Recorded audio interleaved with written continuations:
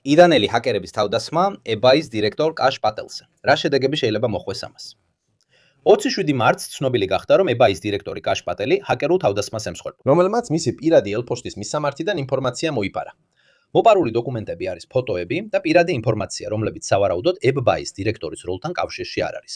რადგან ელფოსტა პირადია და არა სამუშაო. ფაქტია, რომ ეს თავდასხმა აშკარად აჩვენებს ამერიკის კიბერუსაფრთხოების სისუსტეს.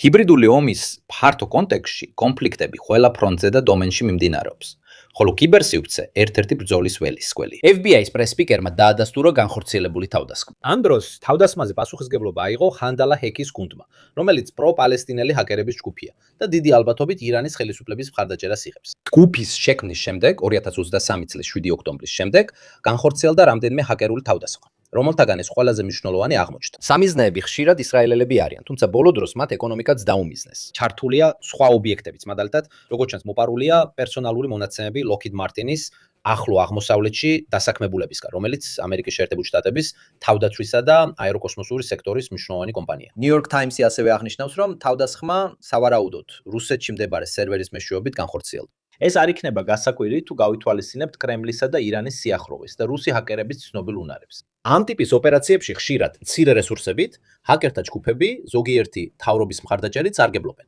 მათ შეუძლიათ დიდი დარტყმების მიყენება, როგორც ეს. სახელმწიფოებისთვის მზადყოფნა ადვილი არ არის. თქვენ რას ფიქრობთ? როგორც ყოველთვის დამატებით ინფორმაციას კომენტარებში ან აღწერაში ნახავთ.